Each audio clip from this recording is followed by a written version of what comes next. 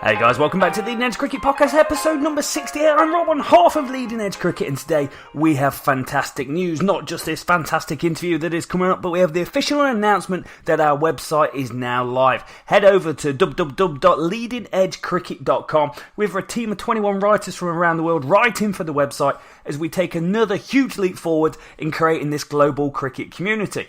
It's a site for all the articles, podcasts, videos, reviews, coaching, and all the great things to come. It's a great day for us. It's a massive milestone and a massive enabler for what we're going to be doing in the future as we move on to bigger and better things. But before I run off and start talking about a podcast, about a website, this is a podcast about an interview with a Nottinghamshire and Australian cricket legend. And as always, I'm joined by the co-host of the show, Rich. Hey Rob, how's it going? I'm doing fine. I'm so damn excited. It's unreal. How about you, mate? Exciting. I'm excited, mate. It's cold, it's freezing, it's horrible over here, but it's I'm thinking cricket, and I'm stoked with what we've got lined up today, buddy. Yeah, this is pretty special. We've got a guest on the podcast, and we've had some great guests in the past. Brace Girdle, Martin Emerson, Paul Johnson, but none bigger than this. Absolutely delighted to have this man on the show today. With 14,280 first-class runs, 8,152 List A runs, 6,000 T20 runs, along with 2,500 international white ball runs with a career best of 275. A Notts legend, a proud Victorian and Australian, and more importantly,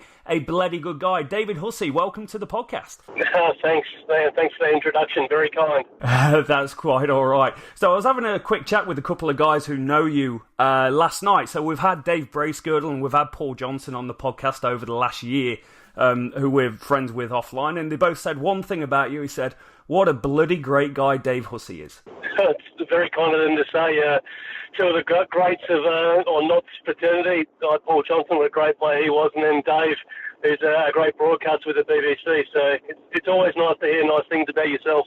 Yeah, definitely. And we thought we had a little bit of breaking news when we were coming in to do this. So I live down in New Zealand, Rich is over in Nottingham, and you recently were down in Christchurch playing for the New Zealand rugby team against a former Black Caps team, and I went, one, are you back out of retirement? And two, have you changed codes and you're now playing for New Zealand? No. First question, definitely not out of retirement. I'm not sure if you saw any of me bat, but I was awful. I chopped onto a former Notts player in James Franklin, so definitely not out of retirement, but it was a great day, and really enjoyed playing with the current and former All Black players, and I'm just glad we beat the Black Caps again. Yeah, I bet you are. Yeah, so we'll jump into the Notts stuff though, mate, if we can, just have a little chat about that. So obviously you played nearly 10 years at Trent Bridge. What were your highlights from around that time at Trent Bridge? Obviously you had a Division 2 title in your first season. Then obviously you won the championship in the following season. Just what were the highlights of your time at Trent Bridge? Well, firstly, actually just getting to Trent Bridge first and foremost, and or getting the opportunity to play some county cricket, and it's such a great ground. That was probably the biggest highlight. And then winning the Division 1 championship in 2005. At the time, I didn't really know what it meant to myself or the team or the whole community, but once you actually bring the trophy back to Notts and to Trent Bridge, you sort of get a feeling that we actually achieved something special. So that'll go down as one of my fondest memories. And then in my final year, we ended up winning the Lord's Final Pro 40 competition, and just seeing the glee and the happiness on the coach's the face and the captain Chris Reed's face, it was just something we'll always remember, and be a rocking chair moment for when I'm having a glass of wine on my rocking chair in 10 or 15 years' time. Yeah, for us as well, I reckon. I was at the Lord's Final as well. It was a heck of a day, and it's kind of two really different teams, wasn't it? That first team, you had the likes of yourself scoring 2,500 runs, Fleming captaining, Gallion, Bicknell, Elam, Sidebottom, Swanee. You list them off, and then obviously the likes of Taylor and Broad, Swan, yourself. How do those teams compare with maybe with each other, but also with other teams that you played for over the years? Yeah, it's a tough one. When I first got to Notts, I really didn't understand the dynamic of the dressing room, but then you see some of the great bowlers that we had and great players that we had, especially in 2005. Like, I think all the fast bowlers in Greg Smith, AJ Harris, not sure if Paul Franks played that much that year, but Mark Elam, they all took almost 50 wickets for the year. And then look at the batting, like played by Steve Fleming, Jason Gallion, Darren Bicknell. There's some really class players there. So, and then like 10 years later or 9 years later, just to see the transformation of the team. Sam Patel comes into play, who's been a great player for Notts. Chris Reed, who played in 2005 as well, he took over as captaincy. But the rejuvenation of the list that Mick Newell has actually done over that time is just a masterstroke. And those teams, I think, will rival any of the best teams I've played with throughout the world. Yeah, absolutely. I would agree there. So, and Notts going forward as well. I don't know how much you're kind of following Notts at the moment, but obviously they've made a host of changes in the last year. You know, Joe Clark, Duckett, Slater, Paul Coughlin, Zach Chappell, load of young fellas coming in. You know, have you got any views on how things are looking at Trent Bridge going forward? It's exciting times. I think they've got a really good coach in Peter Moores, and they've got a good captain in Steve Mullaney, who I'm still very close with today. And yeah, I do watch from afar. I'm a little bit of a cricket tragic, especially for the teams that I played for. So, and you always want them to do the best. So, Ben Duckett and Joe Clark, I think they're two of the future England stars, and hopefully they do very well for Notts. And once again, it just shows that Mick Newell's got his finger on the pulse, and he's attracting the best talents at Trent Bridge. So it's really exciting times for Notts cricket. That's brilliant. It's really good to hear. We're both strong Notts boys and a strong Notts connection, so that's really great to hear. Just a quick one on your international career as well, David. So it took you a while to break into the team, but you managed 69 ODIs and 39 T20s. You were in a ridiculously strong Australian period of cricket. Do you ever look at that time and look back going, oh, you know, if I was a few years later or a different era, I would have gone on, I would have got my baggy green. Do you think you deserved a little bit more with a first-class average of 53? It's a tough one to answer, because at the time you're just desperate to get a game, and you want to fulfil your dream of playing Test cricket. And as you all know, through cricket, you go through cycles, and at the moment Australia's going through a bit of a lull. But mate, I can't really complain. I wanted to play Test cricket. That was my goal of mine, but I ended up falling a little bit short. But I still got to travel all over the world, play cricket in India, played 9 years of county cricket for Notts, and I played a lot of cricket for Victoria, so I can't really complain. And I would have liked to have played Test cricket, of course, but still very, very happy with how my cricket finished up. Yeah, it's an incredible career. You know, you won all 3 awards in Victoria in one season. You were the first ever T20 Australian Player of the Year. I watched the interview with him then. He was went, really? I got it? I thought Shane Watson would get it. So, incredible career that you had. But the future of Test cricket is often debated, and it's something we're pretty passionate around here and want to see the longevity of this game with the massive growth of white ball cricket. How do you see the game in Australia these days, Test cricket? Do you think it's still got that future? Yeah, I do. It's going to be hard, though. It's going to be a long battle. There's so many other options, other sport options, but also T20 options throughout the world.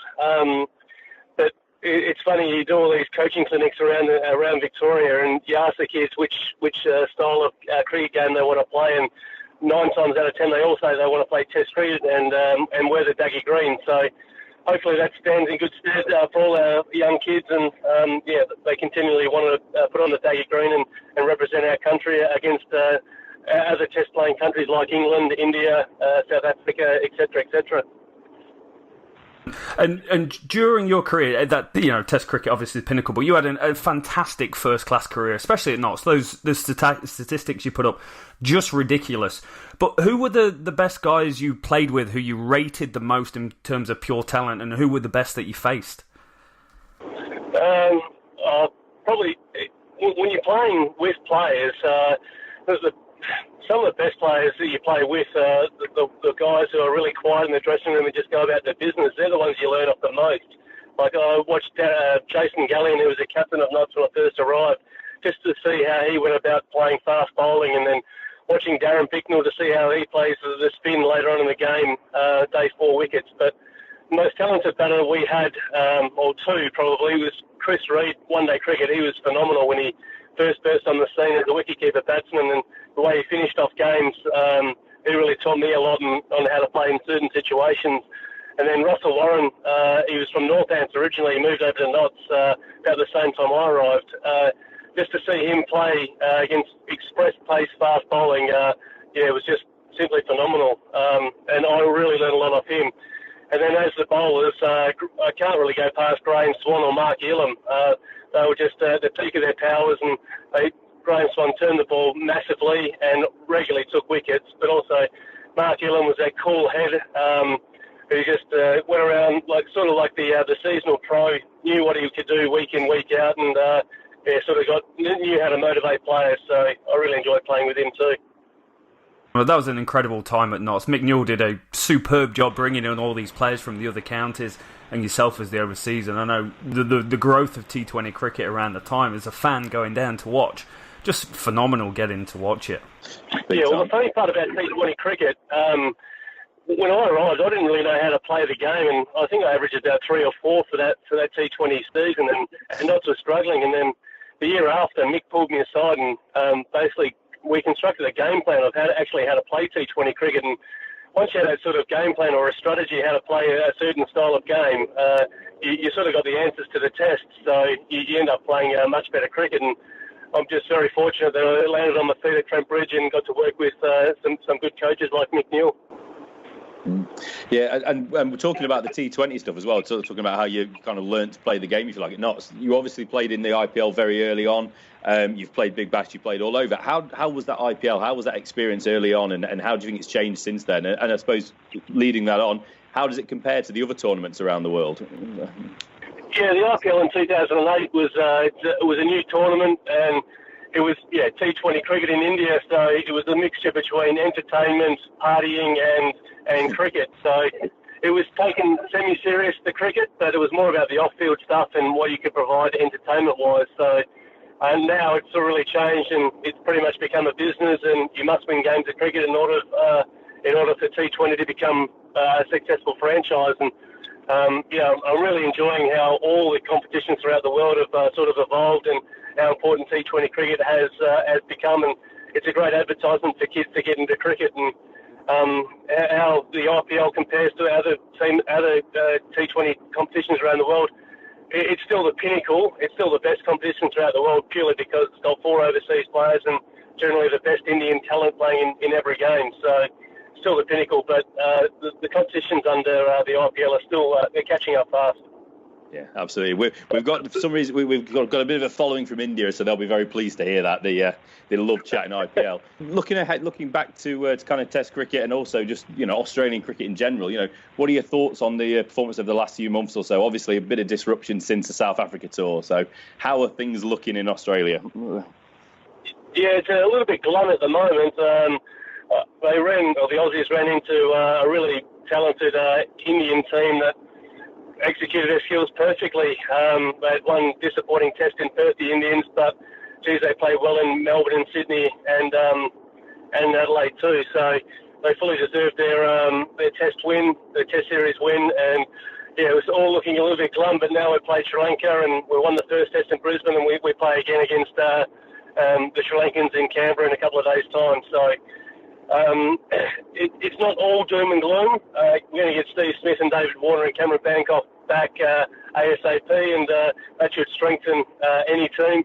But the boys are trying really, really, really hard, and hopefully they can turn the corner and have a few wins before the Ashes comes up, which is a huge tournament for all Australian cricketers. Yeah, and do you expect Smith, Warner and Bancroft to make that comeback? Obviously the elephant in the room is that conversation, and with what went on, do you think they're going to just kind of seamlessly come back in, or is there going to be any more fallout, do you reckon? Yeah, it's a tough one to answer. For my personal opinion, I think they all should be able to be walking straight back into the dressing room. They've served their time, they've paid their penalties, and they should be welcomed back in the dressing room. I'm not sure whether they'll all get back in, but time will tell. Personally, I really do hope they do get back in, and that'll make a ding-dong Ashes series, and it'll be a lot closer than what people think. Yeah, absolutely. So I suppose just jumping on that, and what's your thoughts? 2 relatively unsettled sides at the minute. There's going to be quite a few changes. Obviously, England like to chop and change that top 6 at the minute. Any predictions? How do you see it going in the summer? Prediction, I'm hoping for a 2-2 sort of series draw. Very political. I think yeah, exactly. I just think James Anderson in English conditions is just phenomenal, and he regularly takes Australian wickets for fun. So I think if he can be complemented with a Stuart Broad or a Moeen Ali, so to speak, with a spin, I think you're going to be very, very hard to beat. But our strength is our bowling as well, and they just haven't found the right recipe in English conditions at the moment. But they'll be better for the run after the previous Ashes series in England, and hopefully they can learn from their mistakes and take a few early English wickets, because, like you said, it really is an untroubled top six for the English, and it's not too dissimilar to the Australian batting order as well. Yeah, absolutely. And it's just all about your bowling attack staying fit, isn't it? Cummins and Stark and the rest of them. So if they stay fit, it's going to be a hell of a competition. So Yeah. Just one question for you, David. The World Cup's coming up. Obviously, again, in England, and it's a massive thing for Australia. They've done so well over the years. England and India are probably the two nations that are going to find themselves as favourites rolling in, especially with the Black Caps getting washed away by India down here. What do you think the Aussies' chances are rolling into that World Cup? Yeah, well, they're battling a bit big time, but they don't have the inclusion of David Warner and Steve Smith at the moment. But again, you throw those two players in, that it brings the bulk of your runs into any ODI team. But I tend to agree with you that the favourites are the Indians and the English, especially playing at home. I'm really enjoying the English's brand of ODI cricket. They take the game on. It's exciting and it's bloody good to watch. So I'm sort of hoping the Australians can take a bit of a leaf and replicate the English style of play. And you might shock a few teams, but you never ever discount the Australian cricket team. They always seem to find a way to compete at the best level. They definitely do, and they always have done over the years. In terms of the future of the Australian game, so you'll get Cameron Bancroft, Warner and Smith coming back into that team, and it completely reshapes the team, because the difference at the moment for that team is 3 of the top 6 are missing, which is huge for any country in the world. Who are the next cabs off the ranks that could potentially come through in this Australian team? Who are the guys playing State Shield that are lighting it up at the moment that you're like, yeah, 2 or 3 years, he's going to be a surefire fit for this Aussie team? Yeah, it's a tough question to answer. At the moment, there doesn't seem to be any good players making good, big, consistent runs. You see in county cricket, you see a lot of runs scored, and then like Joe Denley's being rewarded for his Test cap shortly. So, and he makes a lot of runs in county cricket. In Australia, we're seeing people being rewarded with a 400, 500, 600 run season, which, in my opinion, is clearly not enough. So you should be making 900 to 1,000 runs a season in order to earn the right to play for Australia. But the young kids coming through, we've got Will Pekoski, who's quite talented from Victoria. He's made a double hundred. He's made a couple of single hundreds for Victoria, and yeah, he's a very talented young man. There's a Mickey Edwards from Sydney, from New South Wales, who's also very talented. He just made his first class hundred, and I think he's got a big future in the game as well. So there's a couple of good young players that hopefully will keep the English at bay for a few years yet. Sounds good. So what's the future then for you, David? What are you up to at the moment these days? And you know, what are you hoping to do in the future? Is it coaching? Is there any dream jobs out there for you? Well, my master plan was to send my wife back to work when I retired, and then I could just practice my golf game. But that didn't come about. But I work for Kookaburra Sports in sponsorship at the moment. So great. I fortunately get to hire and fire players, which is a good and bad part of the job. But also I'm still involved in cricket and get to sponsor the state associations and the national body in Cricket Australia through Kookaburra, which is. It's really nice to stay involved with the game. I'm also on the board of Cricket Victoria, so get to make some good cricket decisions or good smart cricket decisions about cricket in our state and keep the game growing. And because I'm pretty passionate about my kids playing cricket and want them to play cricket at the highest level they can possibly play. So how do people get in contact with you, David? And I want them to get in contact with you for a few reasons, because you're on Twitter, you're on Instagram, but you're also doing some charity work as well. I've seen you doing some ambassador work on the side for kidney health and also with the Walk to School program in Victoria. What are both of those things? So the kidney health, it's something close to me. Like my wife's friend, he's been on dialysis for the better part of a decade, and to see him go through what he goes through each day, it's quite humbling, really. He sits on the machine for the better part of a couple of hours a day, and his quality of life's not probably great. So it sort of hits a bit of a chord. So being an ambassador, you sort of try and raise funds in order to provide education on kidney donation or how to look after your kidneys better, and it's something pretty close to me at the moment, which is nice. And the Walk to School, try and encourage all young kids in Australia to walk to school. And if you instead of driving, just try and bit of walking, bit of exercise doesn't hurt anyone. So try and get the kids, make it habitual for them so they can walk to school and get a bit of exercise. Makes them healthier in the mind as well. Yeah, no, that's brilliant to see you involved in them. So we will put links on the podcast to all these things: David's Twitter, Instagram, the Kidney Health site, and the Walk to School program. David, thank you so much for giving us the time to jump on the podcast. We really appreciate it, and great to catch up across some great years of Nottinghamshire cricket. Absolutely, anytime, gents, and yeah, good luck tonight. Hopefully they go well, and many more silverware to come. Sounds excellent. Thanks very much. Thanks, David. That was a phenomenal conversation with a Nottinghamshire Cricket Club legend. Awesome, buddy. Awesome. How much fun was that, eh? Yeah, that was great. Yeah, he said basically we've got 5 or 10 minutes. 20 minutes later, he's still chatting. You can tell the love that he has for Nottinghamshire as a county and as a community. It really came across. Yeah, absolutely. You know, it was quite clear, wasn't it, that when he arrived, he wasn't quite sure. He wasn't quite sure of his own game, you know, when we're talking about things like T20 as well. And you know, how much he developed as a player and I'm sure as a person. And then it's amazing to see how much love he's still got there for this county. And obviously how passionate he is still about, you know, domestic cricket, young cricket, you know, Australian cricket in general, isn't it? Talking about kind of bringing the young blokes through and making sure there's good cricket for his kids as well. So, yeah, just the passion came through, didn't it? It was awesome, mate. Really, really so appreciative that he gave his time today on his drive to work as well. Yeah, exactly. He's like, oh, what are you up to? Yeah, I work for Cookingborough. I hire and fire people, but I'm going to give you 20 minutes in the car on the way to work. So, absolute legend. And hopefully we're going to have some more of this sort of stuff coming up in the future. It really is a big coup for us to get someone like David Hussey on the pod. We are ramping things up, Rob. We are definitely ramping things up. That is a nice way to put it. And the prediction, you know, I kind of like the political line of 2 apiece in the Ashes. 2 apiece. Retain the Ashes, but 2 apiece. As you said, very political. 2-2. I like it a lot. So, yeah, it'll be a heck of a series as well if that is the case. Yeah, it definitely will be. But that will do it for today, Rich. It's a fantastic interview with David Hussey.